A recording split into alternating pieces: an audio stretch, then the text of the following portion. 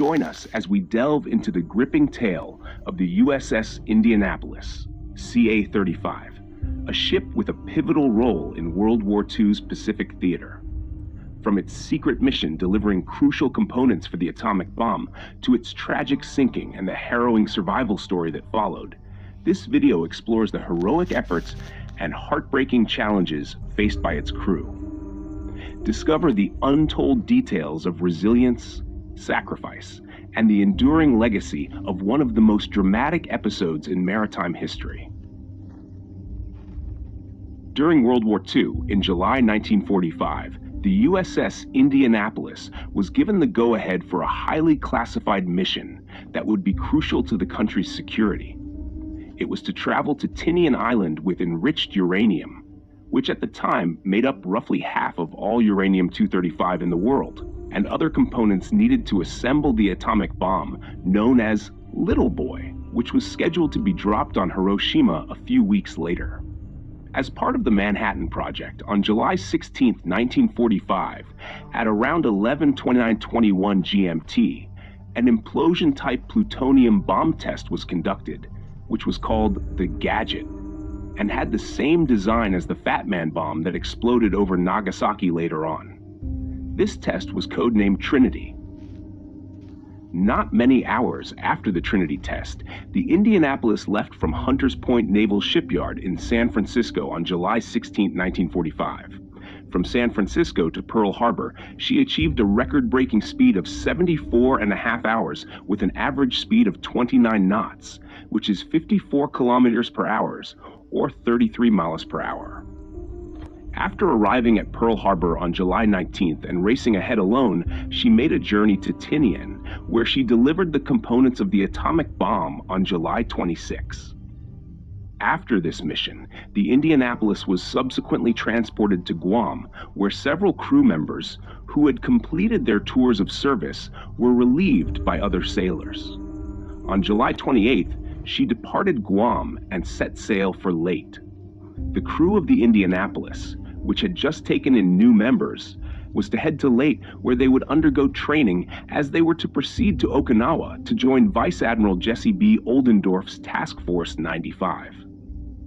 On July 30th, barely 48 hours after departing Guam, at 00:15, the Japanese submarine I-58, piloted by Commander Mochitsura Hashimoto, fired two Type 95 torpedoes on Indianapolis's starboard side, one in the bow and one amidships. Hashimoto had initially assumed he had sighted the New Mexico-class battleship Idaho. The blasts caused extensive damage immediately to the Indianapolis. The ship had beforehand been modified. It had been loaded with weapons and gun-firing directors as World War II progressed, making it top-heavy and unfortunately settled by the bow. 12 minutes later, she rolled entirely over, her stern rising into the air before sinking.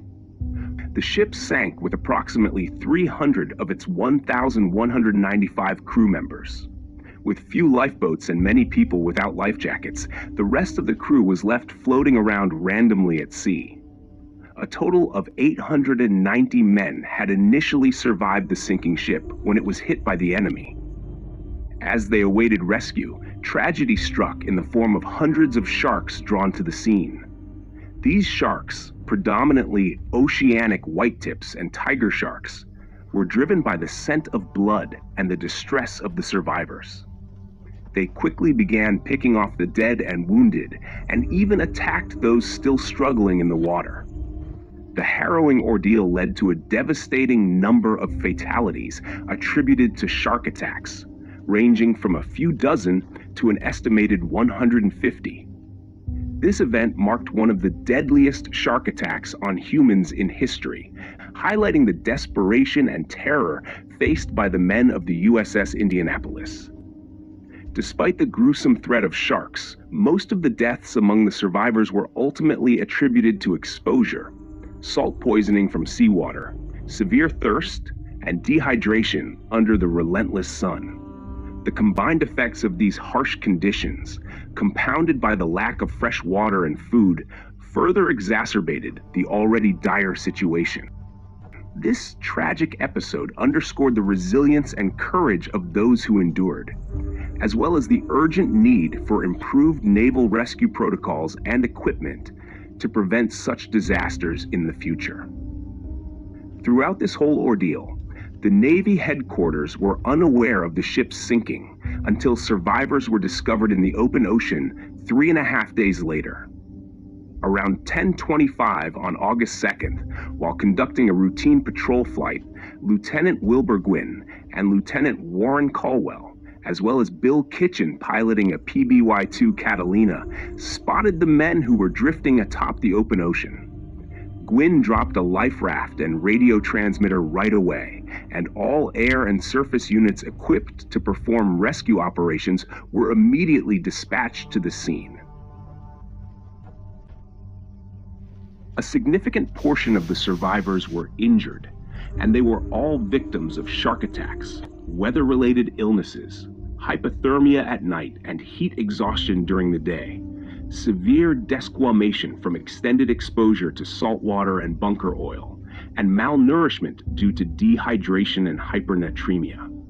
A few people found food, such as Spam and crackers, amidst the Indianapolis ruins. The other survivors were discovered to be experiencing hallucinations or were in varying degrees of delirium.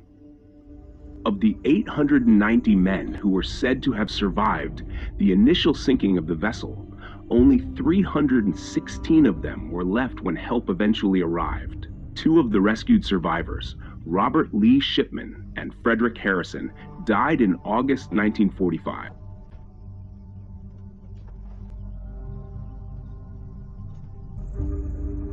The headquarters of Commander Marianas on Guam and Commander Philippine Sea Frontier on Leyte meticulously maintained operations plotting boards, crucial for tracking the movements of warships under their command. However, a fatal assumption prevailed regarding the USS Indianapolis. It was expected that a vessel of her size and importance would arrive punctually unless notified otherwise. Consequently, her position on these boards was based on forecasts rather than verified reports. So, when the ship didn't report in on schedule after leaving Guam on July 31st, they wrongly thought she had reached Leyte and took her off their tracking maps. Yet, amidst these assumptions and errors, one officer, Lieutenant Stuart B. Gibson, was tasked with monitoring the Indianapolis's movements. Gibson, however, failed to promptly investigate her absence from schedule and neglected to report this critical deviation to his superiors. His oversight would later earn him a reprimand, a stark reminder of the repercussions of oversight in wartime operations. Similarly, the Philippine Sea Frontier's acting commander and operations officer faced reprimands, while Gibson's superior received a letter of admonition, a less severe military punishment. The aftermath of the USS Indianapolis's sinking revealed further troubling details. Initially, the Navy said radio operators tried to send distress calls, but no one got the message in time to help. Declassified records later unveiled a sobering truth. 3 stations did receive these signals, yet due to a series of grave errors, none responded. One commander was reportedly intoxicated, another had forbidden his crew from disturbing him, and a third believed the distress calls to be a Japanese deception. Initially, it was believed that Captain Charles B. McVeigh, who had commanded Indianapolis for 8 months prior to the disaster, could have zigzagged to evade the torpedoes. But it was later discovered, more importantly from the testimony of Commander Mochitsura Hashimoto, who was the commanding officer of submarine I-58 that attacked the Indianapolis, that zigzagging wouldn't have helped to escape the torpedoes. It was after this event that the Navy then created the Movement Report System to prevent such disasters in the future.